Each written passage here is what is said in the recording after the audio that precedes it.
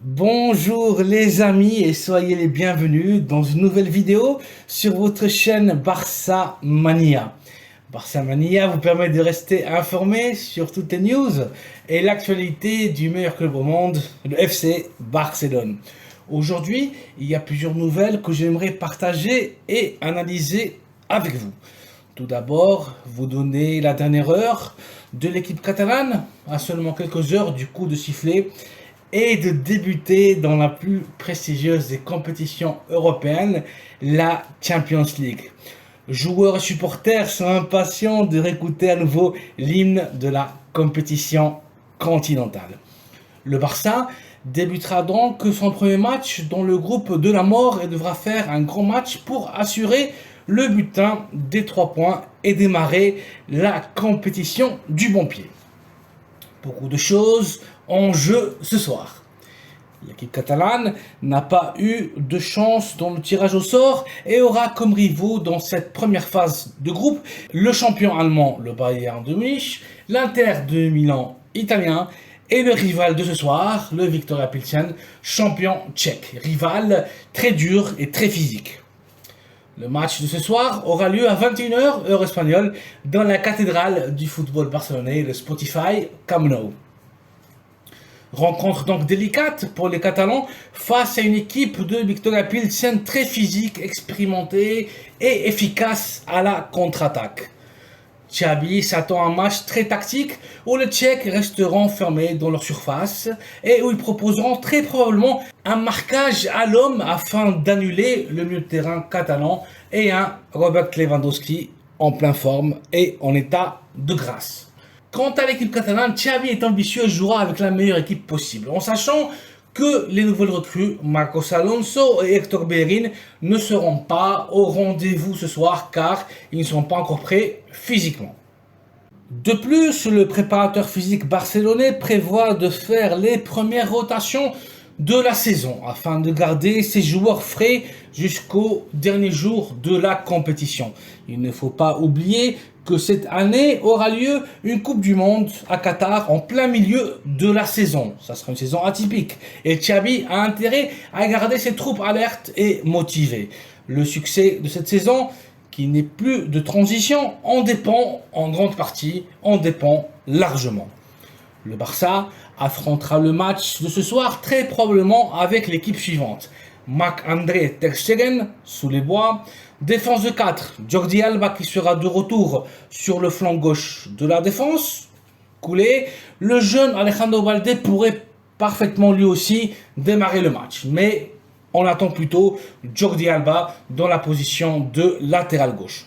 Le latéral droit sera pour l'international français Jules Koundé. L'axe de la défense sera pour un Jacques Piqué inédit cette saison. Il sera accompagné par l'international danois, l'ex de Chelsea Andreas Christensen, qui a laissé enfin derrière lui ses problèmes de dos et pourra être titulaire. Le Barça jouera comme son habitude avec 3 joueurs au milieu de terrain. La salle des machines sera pour le capitaine Sergio Busquets en tant que pivot défensif. Il sera accompagné par l'international néerlandais Frenkie de Jong qui se chargera de la construction du jeu et de jouer entre les lignes rivales. Son changement de rythme peut être déterminant ce soir. Le milieu offensif, quant à lui, sera pour l'international avec l'équipe d'Espagne, le Golden Boy Pedri. Le joueur des îles Canaries n'est pas au top de sa forme physique et le match de ce soir est une bonne épreuve pour l'aider à atteindre le rythme de compétition idéal. L'attaque du Barça, quant à elle, sera formée par l'international polonais Robert Lewandowski, en grande forme dans ce début de saison. Leva pourra marquer son premier but officiel, on espère bien, avec l'équipe catalane en compétition européenne ce soir. Le numéro 9 polonais sera accompagné et escorté sur les ailes par l'international français Ousmane Dembélé, en plein état de grâce. Sa vitesse et ses centres pourraient être déterminants ce soir pour que l'engrenage en attaque soit létal. Dembouz jouera sur l'aile droite. L'autre homme qui jouera en attaque est le joyau de la couronne, le joyau de l'école, l'international Akla Roja, Ansu Fati. Ansu évoluera sur le flanc gauche de l'attaque et jouera son premier match de la saison en tant que joueur titulaire. Une épreuve de feu pour le jeune talent suite à ses nombreuses opérations et innombrables blessures musculaires. Fati a vécu un vrai cauchemar, un vrai calvaire ces 2 dernières saisons, touchons du bois et espérons que tout ça restera juste comme un mauvais souvenir.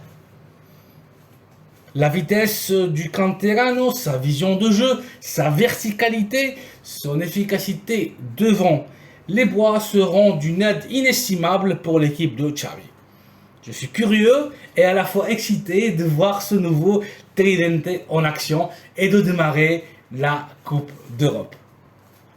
Xavi profitera de ce choc pour donner des minutes de jeu à des joueurs moins habituels sur le schéma tactique, mais qui sont importants pour la préparation physique de la saison. C'est le cas de Memphis Depay et Ferran Torres en attaque, et surtout d'un Franck Kessié qui s'adapte de mieux en mieux au Barça et à sa philosophie de jeu. Franck sera important cette saison.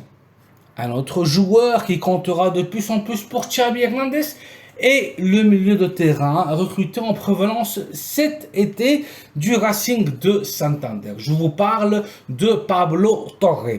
Pablo sera le 6e homme au milieu de terrain.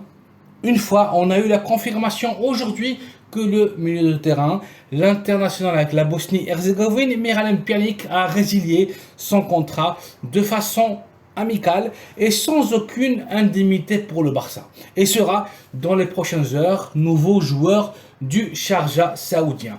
Pjanic renonce donc à 2 années de contrat qui lui restait avec le Barça et il a refusé de toucher le moindre euro concernant ces 2 années.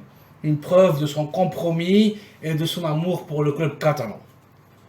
Il est dommage, franchement triste, de voir partir un si grand professionnel comme le Bosniaque. Et surtout, je ne comprends pas comment un joueur de sa qualité, recruté dans son prime, quand il était le cerveau, le todocampista d'une Juventus, qui régnait au calcio de la main de ce magnifique milieu de terrain. Pjanic n'a jamais eu les opportunités qu'il méritait pour prouver sa qualité en tant que joueur. C'était le cas avec l'ex-entraîneur, le néerlandais Ronald Koeman. On croyait qu'avec Xavi, ça allait être différent, mais malheureusement, Pjanic n'aura pas eu d'opportunité de prouver toute sa qualité au Barça. Miralem a été un professionnel et une personne exceptionnelle, toujours prêt pour servir et aider l'équipe. Il a, et il ne faut pas l'oublier, renégocié aussi son salaire à la baisse à 2 reprises pour aider financièrement le club. Depuis cette chaîne, depuis Barça Mania, je tenais à remercier du fond du cœur Miralem et lui souhaiter tout le bonheur et la meilleure chance au monde dans son aventure saoudienne. Voici les amis, une capsule informative concernant donc le match de ce soir à 21h heure espagnole. Le Barça débute en Champions League face à Viktoria Pilsen. Merci d'avoir vu cette vidéo, merci de la liker et de vous abonner à la chaîne Barça Mania afin d'être toujours informé sur toute l'actualité du plus grand club au monde, le FC Barcelone. Un plaisir de vous voir ici et à très bientôt pour une nouvelle vidéo. Visca el Barça.